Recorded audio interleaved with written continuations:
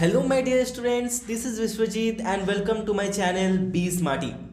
जैसे कि हम लोग अभी समरी का जो ये एक सीरीज़ मैंने स्टार्ट किया है ना, इस सीरीज़ में मैं आप लोगों को पूरा चैप्टर का समरी बता दूंगा, सब कुछ क्लियर करा दूंगा और आने वाले लाइव वीडियोस में आप लोगों को इसको रिवाइज भी कराऊंगा और साथ साथ में इंपॉर्टेंट क्वेश्चन आंसर भी हम लोग देखने वाले हैं। सो इस वीडियो में हम लोग summary of the sermon at Banaras देखने वाले हैं, जो कहीं ना कहीं हमें कुछ ना कुछ एक टीचिंग देकर जाएगा। यानी इस पूरे के पूरे चैप्टर में हम गौतम बुद्ध के बारे में पढ़ने वाले हैं। आपको पता ही है कि गौतम बुद्ध कितने महान महापुरुष थे और उनके बारे में, उनकी टीचिंग के बारे में हम यहाँ पर देखने वाले हैं। तो देखो, सबसे पहले in this article you will be reading about the sermon at Banaras summary by Betty Renshaw. तो आपको यहाँ पे राइटर का नेम याद रखना है। बेटी रेंसो जो थे, उन्होंने क्या किया था, इस बुक को लिखा था। बुक मतलब एक तरह से हम कह सकते हैं इस चैप्टर को लिखा था। He was an author of such books like values and voices. वो कुछ ऐसे बुक्स लिखा करते थे जिससे एक आम इंसान को कोई ना कोई वैल्यू मिले। ठीक है। In this chapter he throws light on the early life of lord Buddha. तो भगवान बुद्ध आखिर कौन थे और भगवान बुद्ध कैसे बने, इसके बारे में उन्होंने इस चैप्टर में हमें थोड़ा सा एक लाइट दी है, थोड़ा सा हमें बताया है। ठीक है, कि आखिर गौतम बुद्ध कैसे बने। Lord Buddha was originally born as a prince in the royal family. Gautam Buddha का जन्म एज अ प्रिंस हुआ था एक रॉयल फैमिली में। However on exposure to the suffering of the world he left his princehood. लेकिन जिस तरीके से उन्होंने इस दुनिया की सफरिंग को देखा, इस दुख को देखा, उन्होंने क्या किया, अपने उस जिंदगी को ही छोड़ दिया। वो जिस रॉयल फैमिली में उन्होंने जन्म लिया था, उस फैमिली को ही उन्होंने त्याग दिया। Then he went in search of salvation. अब बोलोगे सैल्वेशन का मतलब क्या होता है? सैल्वेशन का मतलब होता है मुक्ति, मोक्ष की प्राप्ति। सुने हो ना, मुक्ति मिल जाना, सब पापों से मुक्त हो जाना, इसी स्टेट को हम सैल्वेशन कहते हैं। Thus he left all the worldly pleasures behind. और इसी वजह से इस दुनिया में जितनी भी सुख सुविधाएं थी, इन पूरे के पूरे सुख सुविधाओं को उन्होंने क्या किया, त्याग दिया। मोर ओवर, और तो और, when he attained spiritual awakening he gave his first sermon in the city of Banaras. और जैसे ही उनको ये स्पिरिचुअल नॉलेज मिला कि आखिर ये दुनिया में दुख क्यों होती है, उन्होंने सबसे पहला प्रवचन जो है वो कहाँ पर दिया, बनारस में दिया। यहाँ पे एक और चीज नाम याद रखना, गौतम बुद्ध, सिद्धार्थ गौतम, इनका नाम था सिद्धार्थ गौतम। ठीक है, ये नहीं होगा, SIDDHARTH, सिद्धार्थ गौतम। आगे भी हम लोग देखेंगे, इनका नाम सिद्धार्थ गौतम था। आगे, he made a lady named Kisa Gautami realize that man are mortal. तो मैन का मतलब यहाँ पे सिर्फ मैन ही नहीं बल्कि विमेन भी होंगी। पूरे ह्यूमन रेस को यहाँ पे एज मैन रिप्रेजेंट किया गया।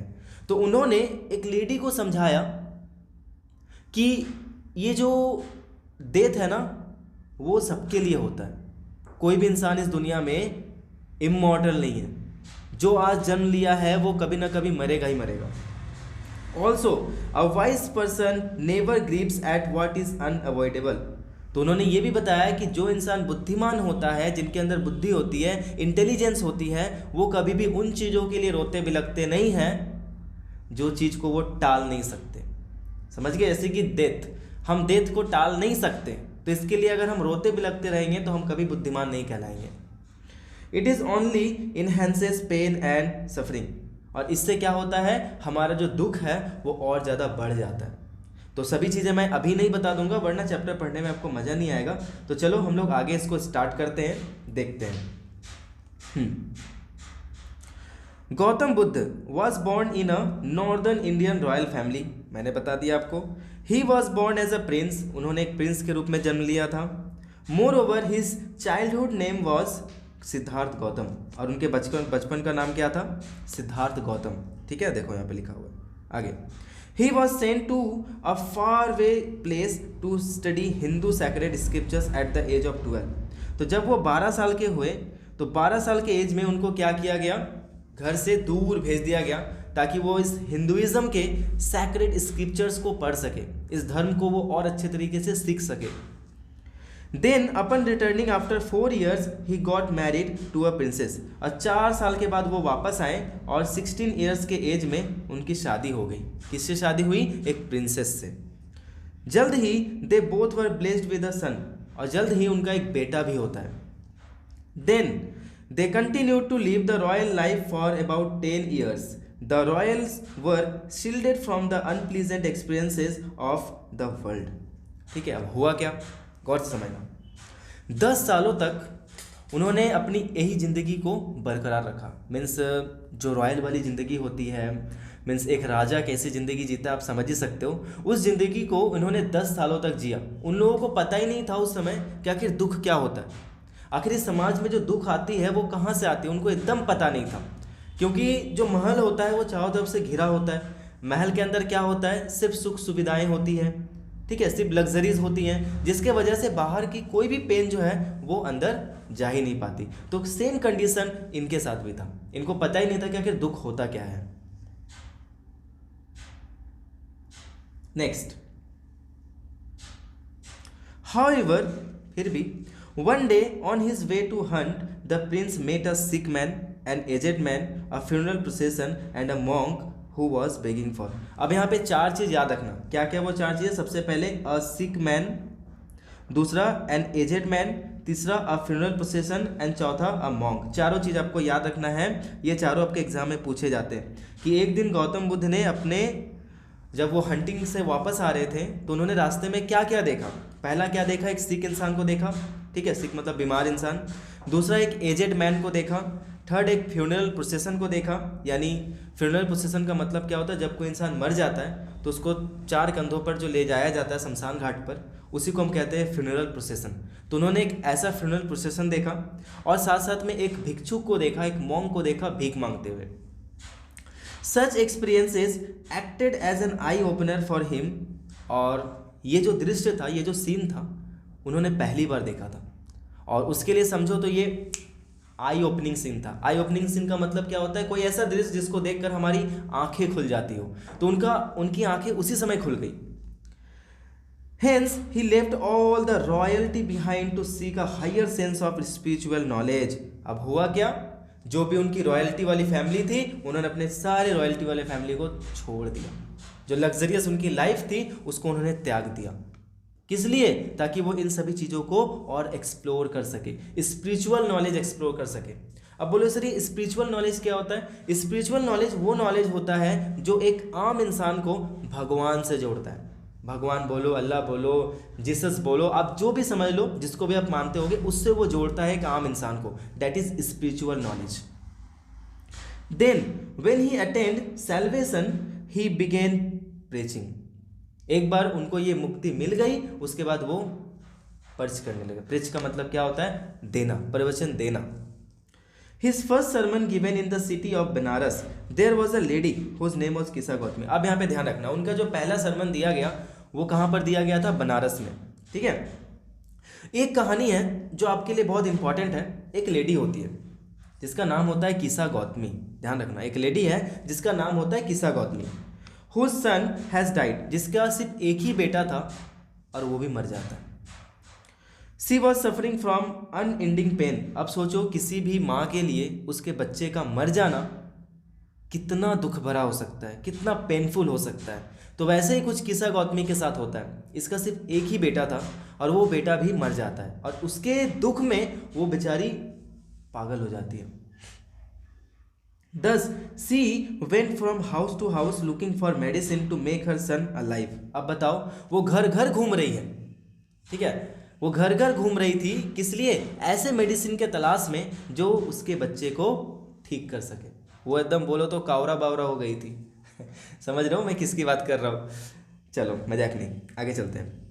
People thought that the lady has lost her senses. लोगों को ऐसा लग रहा था कि वो लेडी पागल हो गई है, एकदम पागल हो गई है। एक तो अपने मरे हुए बच्चे की डेड बॉडी कैरी कर रही है, ऊपर से सबसे मेडिसिन मांग रही है कि भाई कोई ऐसी मेडिसिन दे दो जिससे कि मेरा बच्चा जो वो ठीक हो जाए, मेरा बच्चा ठीक हो जाए। Is it possible? बच्चों तुम ही बताओ, क्या ये पॉसिबल है? कोई मरा हुआ इंसान वापस से जिंदा हो सकता है क्या? नहीं ना। लेकिन वो चाहती थी कि जिंदा हो जाए। आगे, however one day she met a man who directed her towards Lord Buddha. तो एक दिन इस तरह घूमते घूमते एक दिन वो रास्ते से जा रही थी। उसी समय एक उसको ऐसा इंसान मिलता है जिससे वो पूछती है।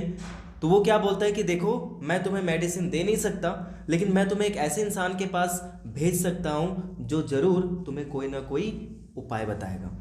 तो उन्होंने क्या किया, उसको शाक्य मुनि के पास भेजा। ध्यान रखना है कि यहाँ पे एक और नेम दिया हुआ है, शाक्य मुनि।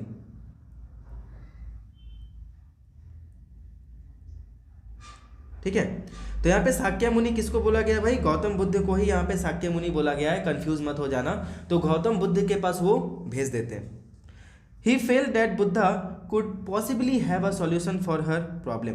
उसको ऐसा लगता है कि गौतम बुद्ध के पास जरूर इस प्रॉब्लम का कोई ना कोई सॉल्यूशन होगा। Then Buddha asked her to look for mustard seeds and the seeds must be procured from a house where there had been no death. अब किसा गौतम बुद्ध के पास जाती है और वहाँ पे जाके बोलती है, भगवान आप मेरे इस बच्चे के लिए कोई ऐसी मेडिसिन बताइए, कोई ऐसा क्योर बताइए जिससे कि मेरा बच्चा जिंदा हो जाए, वो ठीक हो जाए। तो गौतम बुद्ध कहते हैं, अच्छा ठीक है, मैं तुम्हारे बच्चे को ठीक कर दूंगा। तुम्हें सिर्फ एक काम करना है, तुम क्या करो, एक मुट्ठी भर सरसों के दाने ला कर दो मुझे। अब ये सुनकर किसा गौतमी बहुत ज़्यादा खुश हो जाती है, बस एक मुट्ठी भर सरसों के दाने, ये तो मैं तुरंत ले आऊँगी, और वो रेडी हो जाती है। तभी गौतम बुद्ध बोलते हैं, अरे रुको, इतना ही नहीं, अभी और सुनो। क्या कि वो मस्टर्ड सीड्स वैसे घर से होने चाहिए जहाँ पे आज तक कोई भी ना मरा हो, कोई भी इंसान की डेथ ना हुई हो, ऐसे घर से लेकर आना वो मस्टर्ड सीड। किसा गौतमी सोचते ठीक है, ऐसा क्या है, कोई ना कोई घर तो मिल ही जाएगा। तो वो वहाँ से चली जाती है। Filled with hope, Kisa Gautami once again went on the search from house to house, but she couldn't find mustard seed from a house according to Buddha's condition. ठीक है, कंडीशन का मतलब यहाँ पे हो जाएगा सर। अब वो पूरा आशा के साथ घर घर घूम रही है, हर एक घर जा रही है, जाकर पूछती है, लेकिन हर एक घर में कोई ना कोई एक इंसान मरा ही होता है। इसीलिए वो बुद्ध के कंडीशन को फॉलो नहीं कर पाती। मस्टर्ड सीड तो उसको मिलता है, सरसों के दाने उसको मिलते हैं, लेकिन कोई ऐसा घर नहीं मिलता जहां पे कोई मरा ही ना हो। Thus she was disheartened and sat at the edge of the road where she realized how selfish she had been. अब हुआ क्या, अब वो बेचारी डिसअपॉइंटेड हो गई। अब उसको मिला नहीं तो वो लास्ट में एक सड़क के किनारे बैठ जाती है और अपने शहर को देखने लगती है और सोचने लगती है कि मैं भी कितनी सेल्फिश हो गई थी यार, कितना ज़्यादा सेल्फिश हो गई थी। वो क्या करती है, शहर के लाइट्स को देखती है। वो लाइट क्या करते हैं, ऐसे फ्लिकरिंग करते हैं, ठीक है, फ्लिकरिंग करते हैं, ऐसे जलते हैं बुझते हैं, जलते हैं बुझते हैं, ऐसे करके। तो ऐसे ऐसे करते करते आखिर वो सारे लाइट जो है वो बुझ जाते हैं और चारों तरफ अंधेरा छा जाता है। तब किसा गौतमी को ये रियलाइज़ होता है कि यार मैं भी कितनी सेल्फिश हो गई थी अपने ही दुख में। हर एक इंसान को एक न एक दिन तो मरना ही है। उसको क्या पता चला कि मैंस आर मॉर्टल, मैंस नहीं, मेन आर मॉर्टल, मतलब जितने भी लोग होते हैं वो सब मरणशील होते हैं, सब एक न एक दिन मरने ही वाले हैं। Also no one could escape death, कोई भी इंसान जो है वो डेथ को स्केप नहीं कर सकता, यानी मौत से बच नहीं सकता। जो आज जिंदा है वो एक न एक दिन क्या होगा, मरेगा। The cycle of life, this was the only fact that Buddha wanted her to understand. और यही वो फैक्ट था जो गौतम बुद्ध उसको समझाना चाहते थे। क्या कि इस दुनिया में कोई भी चीज़ इमॉर्टल नहीं है, हर एक चीज़ एक ना एक दिन खत्म होगा ही। Nothing is permanent in this world, neither I nor you nor anything. ठीक है, according to lord Buddha feelings of grief and sorrow increases man's pain and suffering. अब एक बात बताओ आप ही लोग, जब आप सैड होते हो तो आप कौन से गाने सुनते हो, सैड वाले गाने ना। तो जब आप सैड होते हो और सैड वाले गाने सुनोगे तो क्या होगे, मूड और अच्छा हो जाएगा, फ्रेश रिफ्रेशमेंट फील होगी। गलत, उल्टा और सैड हो जाओगे। तो जब हम रोते हैं, जब हम दुखी होते हैं और हम रोते हैं और रोते हैं तो उससे हम और डीप पेन में चले जाते हैं, हमें अपने मेंटल पीस की प्राप्ति कभी नहीं हो सकती। तो गौतम बुद्ध क्या कहते हैं कि अगर हमें अपने मेंटल पीस को प्राप्त करना है, अगर हमें खुश रहना है अपने लाइफ में, तो इन सभी चीज़ों को छोड़ना पड़ेगा। ये एक्सेप्ट करना पड़ेगा कि हमारे लाइफ में कुछ भी परमानेंट नहीं है, कोई भी इंसान परमानेंट नहीं है। जो आज जिंदा है वो एक न एक दिन क्या होगा, मरेगा। तो रोने और बिलखने से कोई भी मरा हुआ इंसान वापस हमारे लाइफ में नहीं आ जाता, बल्कि इससे होगा क्या, हमारा जो पेन है वो और ज़्यादा बढ़ जाएगा।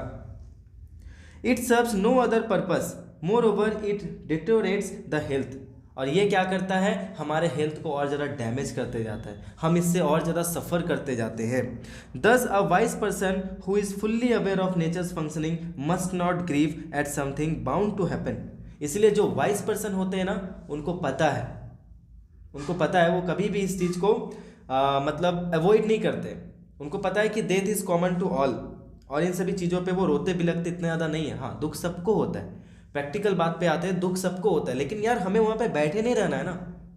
हमारे साथ बहुत सारी ऐसी चीज़ें होती है हमारे लाइफ में जो हमें बहुत पेन देती है, लेकिन हम उस जगह पर बैठे नहीं रह सकते, हम वहाँ पे स्टिक नहीं रह सकते। अगर हम वहाँ पे हम बैठे रहें तो हम जिंदगी में आगे नहीं बढ़ सकते। तो आगे बढ़ने के लिए हमें उस सिचुएशन से निकल कर आना पड़ेगा। This is the only way which can be happy and blessed, which he can be happy and blessed. और अगर हमें हैप्पी होना है, हमें भगवान के द्वारा ब्लेसिंग लेना है, तो हमें इन सभी चीज़ों को समझना पड़ेगा। कंक्लूजन क्या है इस चैप्टर का, देखते हैं। The first sermon of lord Buddha at Banaras was the holiest. जो सबसे पहला सरमन दिया था गौतम बुद्ध ने, वो आज भी बनारस में बहुत ही अच्छे तरीके से प्रोटेक्टेड है, रखा गया है, और ये अभी तक का सबसे हॉलीएस्ट सरमन है। It ended the suffering of a lady who had lost her son. और ये किस चीज़ से एंड होता है कि एक लेडी जो अपने ही बेटे के गम में डूबी रहती है, लेकिन लास्ट में उसको भी पता चल जाता है कि death is common to all. She accepted the truth and thus freed from herself. उसने एक्सेप्ट किया और अपने आप को इस चीज़ से मुक्त किया। एंड आई होप बच्चों कि ये पूरा का पूरा समरी दिमाग में मैंने तुम लोगों का डाल दिया है, बैठा दिया है। अगर ऐसा है तो प्लीज़, अगर अच्छा लगा है तो लाइक कर देना और चैनल को भी सब्सक्राइब कर देना। और मिलता हूँ कोई ऐसे ही दूसरे समरी या कोई ग्रामेटिकल वीडियो के साथ। और लाइव वीडियोस आने वाले एग्जाम से पहले टेंशन मत लेना, चैनल को सब्सक्राइब करके रखना। And thank you so much for watching this video. मिलता हूँ अगले वीडियो में, तब तक everyone take care, be safe, keep learning and keep watching, Be smarty.